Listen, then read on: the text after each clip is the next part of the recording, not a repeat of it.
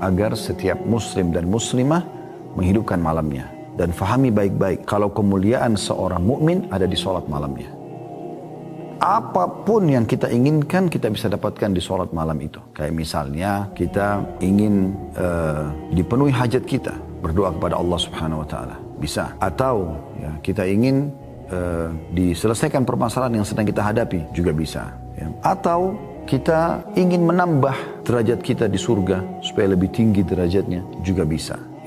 Ya. Jadi semua kita bisa dapatkan dan sangat dekat dengan keikhlasan. Karena di sholat malam tidak ada di keramaian orang. Kita sendirian. Kebanyakan orang kerjakan sendirian. Kalaupun dia kerjakan seperti di hadis motivasi antara suami istri, ini memang sudah saling tahu, sudah saling terbuka gitu. Maka ini juga hal yang luar biasa yang bisa membuat mereka berdua supaya saling ta'awun atau bekerjasama dalam kebaikan. Baik teman-teman sekalian, kita akan coba masuk lebih dalam tentang qiyamul lail atau tahajud. Ya. Pengertian tahajud sendiri yang sering disebutkan dengan sholat malam ya, atau qiyamul lail, itu menurut bahasa hajadar rajul artinya seseorang tidur di malam hari. Adapun hajjada pakai tasydid artinya ia sholat di malam hari. Hajjadar rajul kalau pakai tasydid berarti dia sholat di malam hari. Makanya kita bilang tahajud ada tasydidnya. Adapun al-mutahajjid ya, artinya orang yang berdiri di malam hari, bangun dari tidurnya untuk sholat malam. Makanya tahajud itu dibahasakan orang yang tidur lalu bangun sholat malam. Ya. Kalau qiyamul lail berarti sudah bangun untuk sholat langsung. Jadi tahajud itu lebih pekah lagi kalau digunakan bahasa ini. Hukum tahajud sendiri sunnah muakkadah, sunnah yang sangat ditekankan. Bukan wajib, tapi sunnah.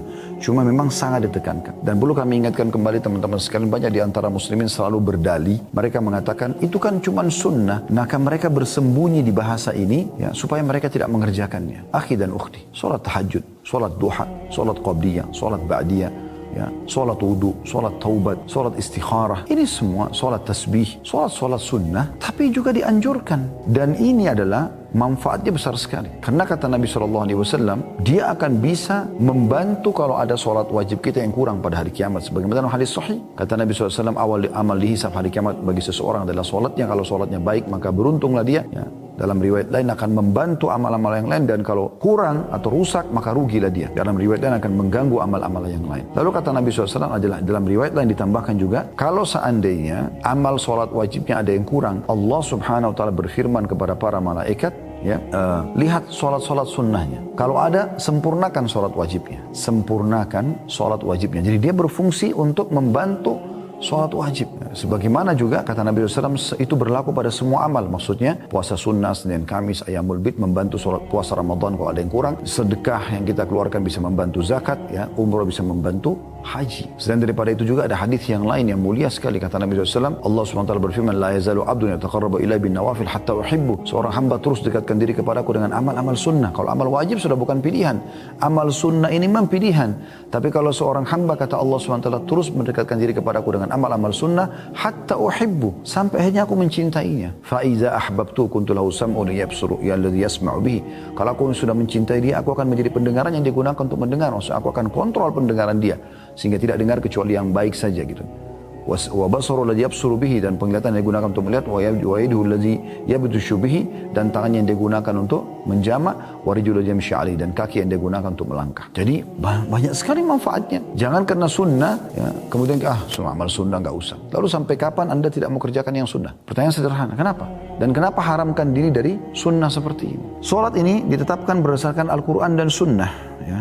Dan juga ijma' ulama berdalil dari firman Allah SWT dalam surah Furqan ayat 64, A'udzu billahi minasyaitonir rajim. Ini Allah memuji hamba-hambanya yang suka salat malam, walladzina yabituna lirabbihim sujjadan wa qiyama. Termasuk hamba-hamba Allah ibadur rahman, hamba Allah yang maha pengasih, Allah yang maha pengasih, hamba-hamba pilihannya, itu kan? Itu adalah orang-orang yang melalui malam hari dengan bertahajud dan berdiri untuk Rabb mereka. Bertahajud dan berdiri untuk Rabb mereka. Kemudian juga Allah memuji orang-orang yang sholat malam. Anda dengarkan dalil-dalil yang sangat banyak. Surah Az-Zariyat, surah nomor 17 ayat 18. Ini masih dalam hukumnya ya, dalil tentang hukumnya. Az-Zariyat ayat 17 sampai 18. A'udzu billahi minasyaitonir rajim. Kanu qalila minal laili ma yahja'un wa bil ashari hum yastaghfirun. Dan hamba-hamba Allah itu, hamba-hamba pilihan Allah, mereka sedikit sekali tidur di waktu malam. Dan di akhir-akhir malam mereka memohon ampun atau memperbanyak istighfar kepada Allah. Menjelang subuh setelah sholat malam mereka sibuk dengan istighfar, mohon ampun kepada Allah. Di sini Allah memuji. Jadi tidur lebih cepat di malam hari supaya Anda bangun sholat malam. Kalaupun Anda begadang jangan keluput dengan sholat malam Anda. Kemudian juga Allah SWT menerangkan orang-orang yang sempurna keimanannya justru orang yang selalu mendirikan sholat malam. Allah sebutkan dalam surah Sajdah ayat 16 sampai ayat 17. Coba dibuka As-Sajdah ayat 16 sampai 17. A'udzubillahi minasyaitonirrajim. Tatajafa junubum 'anil madaji'i yad'una rabbahum khaufan wa tama'an wa mimma razaqnahum yunfikun. Fala ta'lamu nafsum ma ukhfiya lahum min qurrati a'yunin jazaa'an bima kanu ya'malun. Lambung mereka jauh dari tempat tidurnya, sedangkan mereka berdoa kepada Rabbnya dengan rasa takut dan harap, dan mereka menafkahkan sebagian rezeki yang kami berikan kepada mereka. Seorang pun tidak mengetahui apa yang disembunyikan untuk mereka, yaitu bermacam-macam nikmat yang menyedapkan pandangan mata sebagai balasan bagi mereka atas apa yang telah mereka kerjakan. Perhatikan, saya ulangi di sini, Allah memuji mengatakan lambung mereka, berarti sisi tubuh mereka jauh dari tempat tidur mereka, maksudnya di malam hari. Sedang mereka sibuk berdoa kepada Rabb mereka dengan rasa takut jangan sampai masuk neraka, takut jangan sampai amalnya nggak diterima, dan berharap agar amalnya diterima dan berharap masuk ke dalam surga. Berada di antara dua hal itu, sibuk terus. Dan mereka menafkahkan sebagian rezeki yang telah kami berikan kepada mereka. Setelah sholat malam, besoknya sibuk dengan sedekah. Apalagi zaman sekarang bisa dengan transfer online, sangat mudah. Maka dengan itu semua, sholat malam dan sedekah ini, Allah menyiapkan hal-hal yang menyedapkan mata mereka, yang Allah sembunyikan. Ya, dan itu sebagai balasan terhadap apa yang telah mereka kerjakan. Kita lihat di sini bagaimana dalilnya banyak sekali. Ya, Allah Subhanahu Wa Taala juga memerintahkan Nabi-Nya Muhammad Sallallahu Alaihi Wasallam untuk salat malam. Bisa dilihat dalam surah Al-Muzammil ayat 1 sampai ayat 4. A'udzubillahi minasyaitonirrajim. Kita lihat banyak sekali ayat demi ayat peringatan Allah Subhanahu Wa Taala tentang masalah anjuran untuk salat malam. Kita baru bicara tentang hukumnya ya. Sunnah muakkadah, ini semua dalilnya. Allah SWT berfirman Al-Muzammil ayat 1 sampai ayat 4. A'udzubillahi minasyaitonirrajim. Ya ayyuhal muzammil qumil laila illa qalila nisfahu aw inqus minhu qalila aw zid alaihi warattilil qur'ana tartila. Hai orang yang berselimut, hai Muhammad. Karena Nabi SAW itu lagi berselimut lalu Allah perintahkan untuk bangun sholat malam. Bangunlah untuk mendirikan sholat di malam hari, kecuali sedikit daripadanya, yaitu seperduanya atau kurangilah dari seperdua itu sedikit atau lebih ya, dari seperdua itu, dan bacalah Al-Quran dengan perlahan-lahan. Jadi Allah perintahkan Nabi-Nya SAW untuk salat. Subhanallah, ini kebiasaan Nabi SAW yang tidak pernah beliau tinggalkan. Sampai Aisyah Ummul Mukminin mengatakan Nabi SAW tidak pernah meninggalkan salat malam, baik dalam keadaan musafir atau mukim. Dan kalaupun beliau sangat letih, maka beliau tetap kerjakan sholat malam walaupun harus duduk. Itu saking luar biasanya beliau menjaga sholat malam ini. Ya. Kemudian wa afdalus sholati ba'dal faridah sholatul lail. Dan sholat yang paling afdal setelah sholat 5 waktu adalah sholat tahajud. Ini luar biasa ini. Jadi ini semua teman-teman dalil-dalil menunjukkan tentang masalah adanya anjuran sholat malam di dalam Al-Quran dan hadis Nabi SAW. Sekarang kita coba masuk lebih dalam membahas tentang keutamaannya. Apa yang memotivator kita untuk mau mengerjakan sholat malam? Maka bahasa kami tentunya adalah fadilah. Fadilah daripada amal tersebut. Ya. Fadilah akan kita kerjakan. Ya. Apa fadilah yang dijanjikan. Keutamaan dijanjikan oleh Allah Subhanahu Wa Taala. Kan kita kalau ditanya apakah anda ingin rajin beribadah, anda ingin menjadi orang soleh bagi laki-laki dan soleh bagi perempuan, saya yakin anda jawabannya iya. Karena anda tahu kalau anda menjadi orang yang soleh atau orang yang patuh kepada Allah, anda akan mendapatkan banyak sekali keutamaan. Karena anda akan kerjakan perintah dan meninggalkan larangan. Di dunia dijanjikan rezeki dan kebahagiaan, dan di akhirat dijanjikan masuk ke dalam surga. Tentu semua orang mau. Kami mengatakan teman-teman sekalian, kalau anda ingin rajin mengerjakan sebuah ibadah, ini sudah sering kami sampaikan tapi kami ingatkan kembali. Bagaimana caranya? Coba baca dan cari tahu janji Allah di ibadah itu. Ingin rajin sholat malam, seperti akan kita sebutkan sebentar lagi keutamaan sholat malam. Walaupun tadi ayat-ayat yang kita bacakan sudah cukup besar motivasinya untuk kita kerjakan sholat malam, tapi nanti kita akan coba susunkan poin-poin khusus. Anda akan dapat satu, Anda harus mau sholat malam itu karena ini, karena ini, karena ini, karena ini. Jadi kita akan sebutkan. Kemudian juga Anda ingin rajin puasa, baca keutamaan puasa, sedekah, baca keutamaan sedekah. Apa saja bakti sama orang tua, umroh dan haji, dan semuanya ibadah. Anda baca janji Allah. Ketika ketik di Google, tinggal ketik di Google. Ya. Keutamaan sedekah, keutamaan sholat malam, dan buku-buku banyak yang terbit juga menyebutkan tentang keutamaan dan tidak asing dari zaman dulu sampai sekarang. Terus saja banyak di antara muslim menyusun buku tentang hadis-hadis dan dalil-dalil atau ayat Al-Quran dan hadis Nabi SAW yang berisikan motivasi untuk mengerjakan amal soleh. Demikian pula kalau Anda ingin meninggalkan satu perbuatan dosa, maka Anda tinggal mencari tahu tentang ancamannya Allah. Ya, ancaman Allah. Jadi kalau orang berbohong, orang menipu, orang berzina, dia ancam apa sama Allah? Nanti Anda akan tinggalkan itu. Sebagaimana tadi kalau Anda baca motivasi untuk ibadah, Anda akan rajin sekali untuk mengerjakan ibadah tersebut. Baik, kita akan masuk ke keutamaan yang pertama ya, daripada sholat malam itu sendiri. Kalau ini tanda hamba yang bersyukur. Karena ini dicontohkan oleh Nabi SAW. Tanda syukur kita kepada Allah, kita kerjakan sholat malam. Sebagaimana kita tahu orang kalau bersyukur pasti akan ditambahkan nikmat oleh Allah Subhanahu wa Ta'ala. Jangan teman-teman sekalian kita sholat malam justru hanya kalau ada masalah. Kan banyak orang begitu ya. Kapan dia sholat tahajud? Kalau sakit penyakitnya nggak sembuh, kalau utangnya lagi melilit, kalau ada lagi masalah rumah tangganya, kalau ada lagi masalah sama orang, difitnah orang, dan segala macam. Baru dia sholat malam. Seakan-akan sholat malam itu hanya tempat pelarian untuk menyelesaikan hajat. Walaupun itu tidak disalahkan kalau lagi ada masalah Anda sholat malam, karena memang sholat malam sebagaimana kita sebutkan ya, itu adalah waktu mustajab doa. Namun teman-teman, kita lebih diprioritaskan sholat malam bukan karena ada hajat, tapi karena ingin bersyukur kepada Allah. Nikmat Allah terlalu banyak. Coba teman-teman buka mata kita, ikutkan dengan buka hati nurani kita dan buka pikiran kita. Coba duduk sejenak di sekarang tempat Anda duduk ini.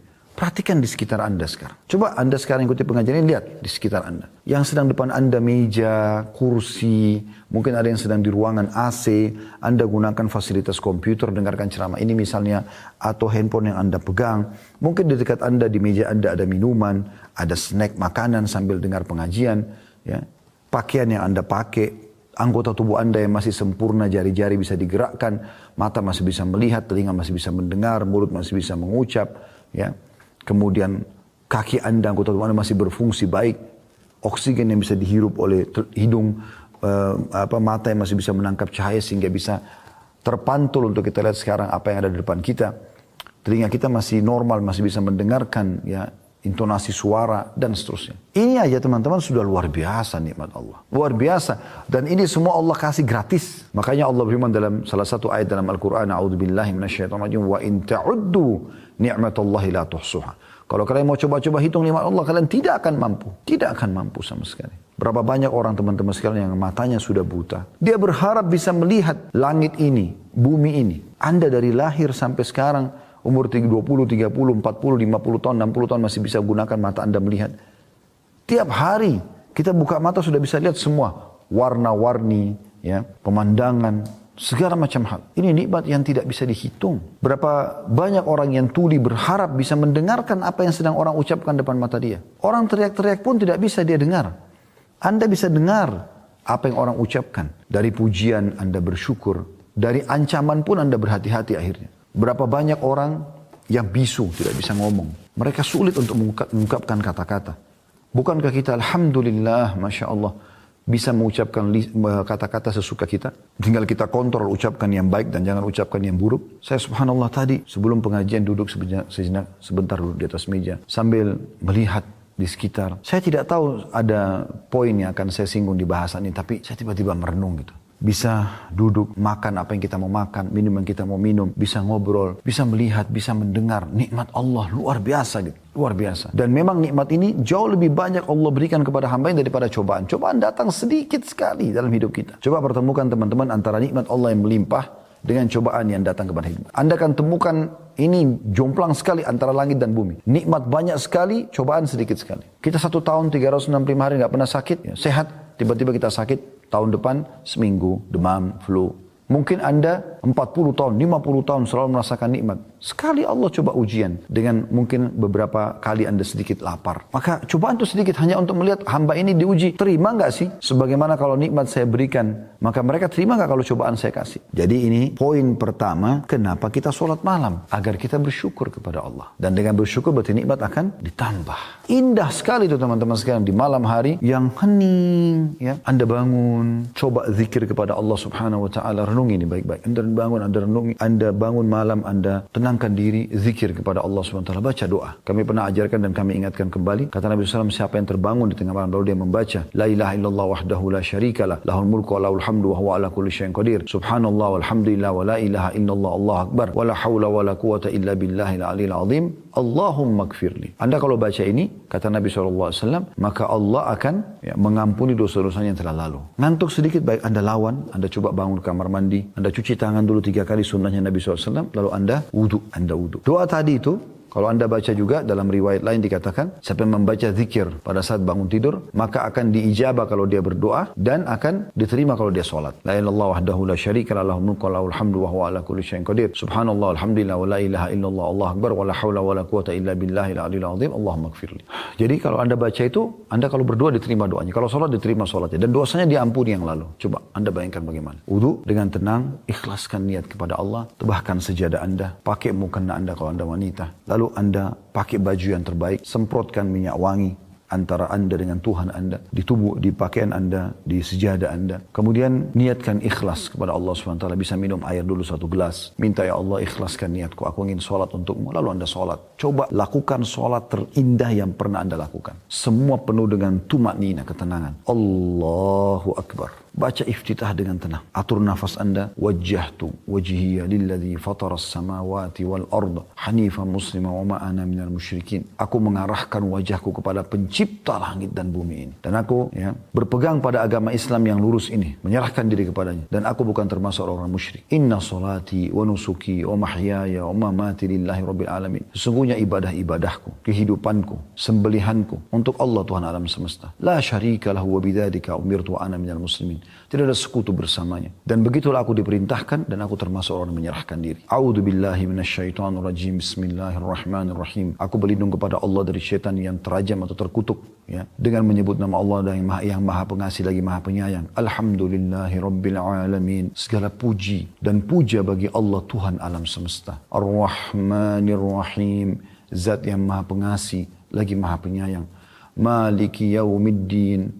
Raja, penguasa hari kebangkitan atau hari pembalasan. Iyyaka na'budu wa iyyaka nasta'in. Hanya kepadamu kami menyembah. Hanya kepadamu kami meminta pertolongan. Renungi itu. Kita sedang bicara dengan Tuhan kita Allah. Ihdinas siratal mustaqim. Tunjukkanlah kami jalan yang lurus. Siratal ladzina an'amta alaihim. Jalan orang-orang yang telah Engkau berikan nikmat pada mereka. Para nabi-nabi dan orang-orang saleh. Ghairil maghdubi alaihim waladdallin.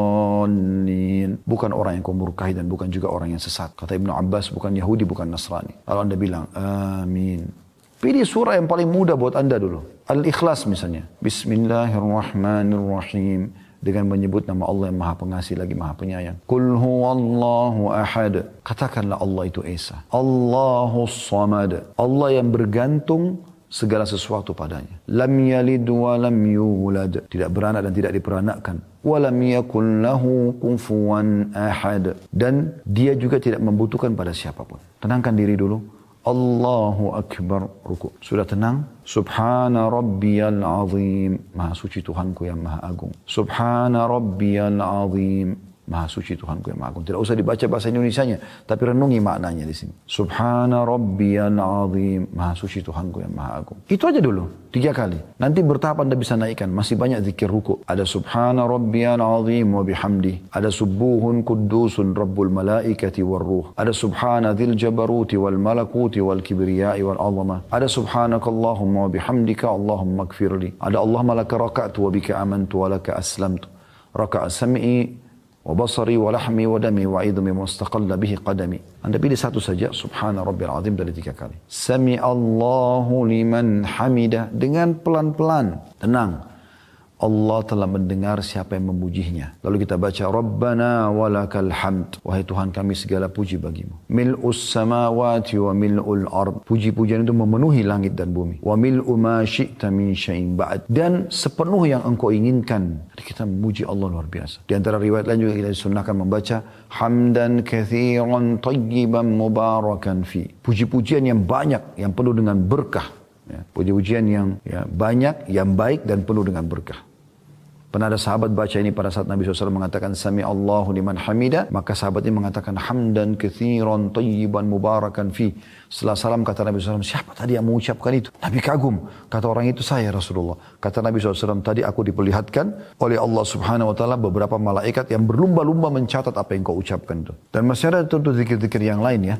Yang kita dianjurkan baca, Allahumma la manna lima a'taita wa la mu'ti lima mana'ta wa la yanfa'u dzal jaddu minkal jadd. Ini juga dianjurkan untuk dibaca. Kita juga dianjurkan baca di Rabbil Hamd. Ya, ini juga dianjurkan. Tapi Anda pilih satu saja. Rabbana walakal hamd cukup. Kalau Anda mau baca tambah mil'us samawati wa mil'ul ardi mil'u ma syi'ta min syai'in juga boleh. Setelah selesai sujud. Allahu akbar. Setelah tenang dulu. Jangan belum selesai sujud sudah subhana rabbil a'la, subhana rabbil a'la. Enggak ada kehusyuan. Gerakan dulu, selesai sampai sujud dengan tenang, baru Subhana rabbiyal a'la, maha suci Tuhanku yang maha tinggi. Subhana rabbiyal a'la, maha suci Tuhanku yang maha tinggi. Ada di antara dua sujud ini teman-teman penting sekali. Allahumma gfir lima qaddamtu wa ma akhartu. Ya Allah ampunilah aku dosa-dosaku yang lalu dan yang akan datang. Wa ma akhartu wa ma asrartu.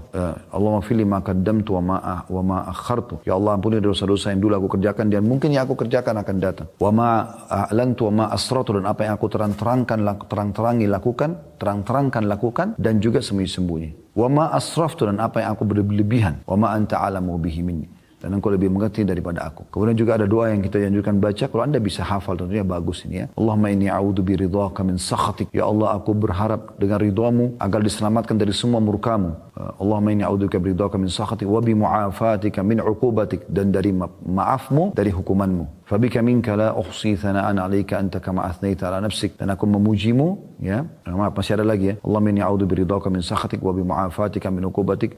Ya betul itu. Fabika minka la uhsi thana'an 'alaika anta kama athnaita 'ala nafsik, dan aku menyebut puji-pujian ini yang mungkin ya yang lebih pantas engkau lah ya Allah yang menilainya. Sebagaimana engkau memuji dirimu gitu. Anda cuma mampu 2 rakaat dulu, enggak masalah. Bertahap nanti, pelan-pelan, mungkin sudah seminggu Anda lakukan konsisten 2 rakaat saja, Anda meningkat 4 rakaat. Sudah konsisten, Anda meningkat 6 rakaat.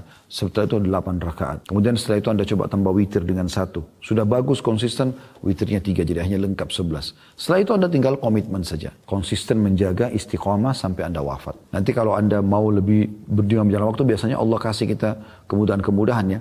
Nah, nanti kalau sudah sering Anda kerjakan, Anda akan mulai terfikir untuk menambah jumlah ayat. Mungkin tadinya Anda cuma baca 10 ayat saja, sekarang Anda bisa menambah jadi 100 ayat, bahkan bisa sampai 1000 ayat, tergantung daripada kemudahan yang telah Allah SWT mudahkan. Jadi ini memang indah sekali sholat malam itu. Kita masuk yang kedua keutamanya teman-teman. Sholat malam merupakan penyebab kita masuk ke dalam surga. Yang ketiga, sholat malam termasuk ya sebabnya seseorang ditinggikan derajatnya. Tadi kan untuk masuk ke dalam surga. Maka dengan sholat malam juga, kalau Anda rutin lakukan, Anda akan mendapatkan tambahan fasilitas di surga. Sesuai dengan hadis yang diriwayatkan oleh Abu Malik Al-Asy'ari radhiyallahu anhu bahwasanya Rasulullah SAW bersabda, "Inna fil jannati ghurafan yura zahiruha min batiniha wa batinuha min zahiriha 'adda Allah ta'ala liman at'ama at-ta'am wa alana al-kalam wa taba'a as-siyam wa afsha as-salam wa shalla bil-laili wan nasu niyam." Sesungguhnya di surga itu ada kamar-kamar, ada istana-istana yang bagian luarnya dapat dilihat dari dalamnya dan bagian dalamnya dapat dilihat dari luar, transparan. Indah sekali. Istana-istana itu disediakan oleh Allah Ta'ala untuk orang-orang yang pertama, suka memberi makan. Traktir orang. Selalu berbagi makan, kasih makan orang. Yang kedua, berkata-kata yang lembut, sopan, santun. Walaupun orang sudah teriak-teriak depan dia, dia tetap biasa saja. Yang ketiga, mengikuti puasa. Maksudnya dari puasa ke puasa. Rutin mengerjakan puasa. Ya, tidak bicara wajib lagi. Ini sunnah-sunnah semua ini. Kalau wajib sudah pasti dikerjakan. Gitu. Yang keempat, menebarkan salam. Suka mengucapkan salam. Jadi kalau telepon, kalau WA, ketemu, selalu salam. Dan usahakan lengkap. Assalamualaikum warahmatullahi wabarakatuh. Ya. Karena assalamualaikum 10 pahala, warahmatullah 10 dan wabarakatuh 10 sebagaimana didaskan dalam hadis Nabi SAW. Dan yang kelima saksi bahasan kita adalah dan sholat di malam hari ketika manusia sedang tidur. Nah, dengan itu kita akan mendapatkan tadi istana tambahan di surga. Hadis ini riwayat Ahmad jilid 5 halaman 343 dan Ibnu Hibban juga menyebutkan di Mawarid, di kitab Mawaridnya nomor 641. Yang keempat adalah Orang yang mengerjakan sholat malam teman-teman dikategorikan orang yang muhsin. Maksudnya orang muhsin ini orang yang baik di pandangan Allah subhanahu wa ta'ala. Allah subhanahu wa ta'ala menyebutkan tentang sifat orang-orang yang berbuat baik atau muhsin ini di dalam Al-Quran, di dalam surah Az-Zariyat ayat 17-18. Tadi sudah kita bacakan tapi saya ingatkan kembali. A'udzu billahi minasyaitonir kanu qalilan minal laili ma yahja'un bil ashari hum yastaghfirun. Orang-orang yang muhsin, orang yang baik di pandangan Allah subhanahu wa ta'ala adalah orang yang mereka sedikit sekali pada malam hari mereka tidur dan mereka di waktu sahur memperbanyak istighfar, maksudnya sholat malam di sini. Poin yang keenam ini teman-teman sekalian, sholat malam merupakan penyebab pembersihan dosa dan sekaligus tradisi daripada orang-orang saleh sebelum kita. Disebutkan dalam hadis Nabi SAW dan hadis ini diriwayatkan Tirmidzi dalam kitab Ad-Da'awat di nomor 3549, Al-Hakim jilid 1 halaman 308 ya, dan hadis ini disahihkan oleh Syaribani dalam Sahih Sunan Tirmidzi jilid 2 halaman 178 yang berbunyi kata Nabi SAW, alaikum bi qiyamul lail fa innahu da'bus salihin qablakum. Selalulah jaga salat malam karena itu tradisi atau kebiasaan orang-orang saleh sebelum kalian. Wa huwa qurbatun ila rabbikum, dan dia terhitung ya pendekatan diri kepada Tuhan kalian Allah. Wa mukaffirun lis-sayyi'at, dan dia membersihkan dosa-dosa. Wa manhatun lil atham, dan juga mencegah perbuatan-perbuatan dosa. Saksi bahasan kita dari 4 keutamaan ini ya, adalah yang ketiga, pembersihan terhadap dosa-dosa. Jadi yang pertama itu kebiasaan orang-orang saleh sebelum kita, yang kedua pendekatan diri kepada Allah SWT, yang ketiga pembersihan dosa, yang keempat adalah mencegah dari perbuatan dosa. Artinya orang kalau mendirikan sholat malam diharapkan nanti dia tidak akan melakukan insya Allah dosa-dosa setelah itu. Ya, akan ada tameng dia. Jadi sulit kali ketemu antara orang yang buat dosa dengan sholat malam. Seperti itulah kurang lebih. Selanjutnya yang keenam adalah dia sholat yang paling afdal setelah sholat fardu 5 waktu. Yang ketujuh, ya, dia dihitung sebagai kemuliaan seorang mukmin. Ini sudah kita singgung di mukaddimah tadi. Tapi ini keutamaan juga tersendiri. Tadi kita baca cuma bagian akhir hadis. Hadis lengkapnya begini. Kata Nabi SAW, atau Jibril berkata kepada Nabi SAW pada saat bertemu, Ya Muhammad ish ma syi'ta fa innaka mayyitun. Hai Muhammad, hiduplah sesukamu, toh juga kau akan mati. Wa ahbib man syi'ta fa innaka mufariku. Cintai siapapun yang kau inginkan, tapi pasti kau akan berpisah dengan dia. Wa amal ma syi'ta fa innaka majziyun bihi. Berbuat sesukamu, toh juga kau akan dibalas dengan perbuatanmu. Kalau baik kau akan dapat balasan, kalau buruk kau akan dihukum. Thumma qala ya Muhammad syaraful mu'mini qiyamul lail. Lalu Jibril mengatakan, wahai Muhammad, ketahuilah kemuliaan semuanya berkumpul bagi seorang mukmin justru di salat malamnya. Wa izzuhu istighna'u 'anil nas. Dan ya, kehormatannya justru ada pada saat dia tidak bergantung pada orang lain. Hadis ini hadis sahih diriwayatkan oleh Al-Hakim di jilid 6 ya, halaman 325. Allahu a'lam.